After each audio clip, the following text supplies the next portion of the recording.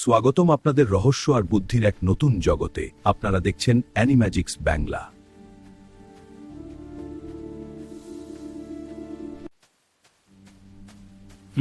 কৃষকের বুদ্ধি কতটা তা তো সময়ই বলবে।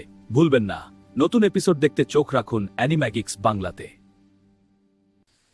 অন্ধকারের শক্তি বড় নয়, যদি সাথে থাকে সঠিক বুদ্ধি। তৈরি হয়ে যা, ভয়নীতি শুরু হচ্ছে। চালাক কৃষক ও রহস্যময় নিশিরা, শুধুমাত্র অ্যানিম্যাজিক্স বাংলাতে।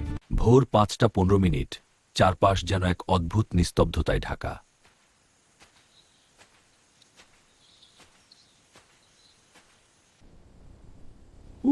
কুয়াশাটা আজ বড্ড বেশি ঘন, কিছুই তো দেখা যাচ্ছে না।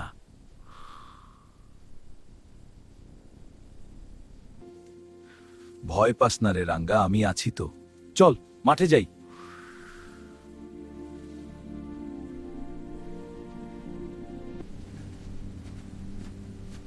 ওটা কি ছিল? রাঙ্গা, তুই কি কিছু দেখতে পাচ্ছিস?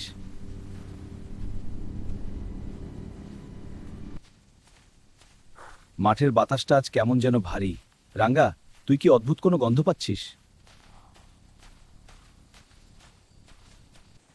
ভয় পেয়ে লাভ নেই, আল্লাহর নাম নিয়ে এগোতেই হবে। যা আছে কপালে।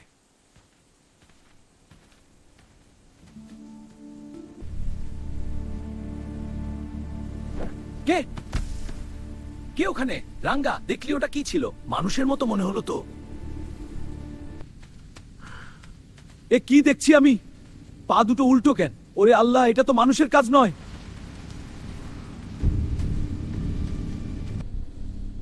ওরে বাবারে, ওটা কি?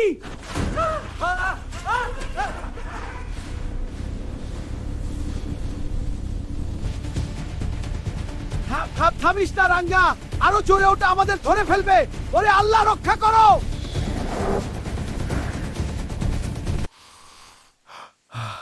দৌড়ে একে হারানো যাবে না, বুদ্ধি খাটাতে হবে। শয়তানটা যদি ছায়া হয়, তবে তাকে আলোর ফাঁদে ফেলতে হবে। তোর ভয় আমি আর পাই না রে শয়তান।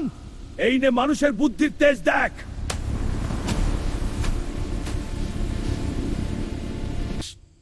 অন্ধকারের শক্তি আলোর কাছে টেকে না রে রাঙ্গা। দেখ, শয়তানটা ধোঁয়ায় মিশে গেল।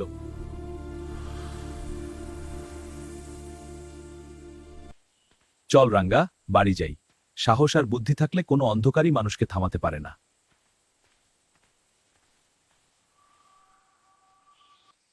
কেমন লাগলো আজকের গল্প?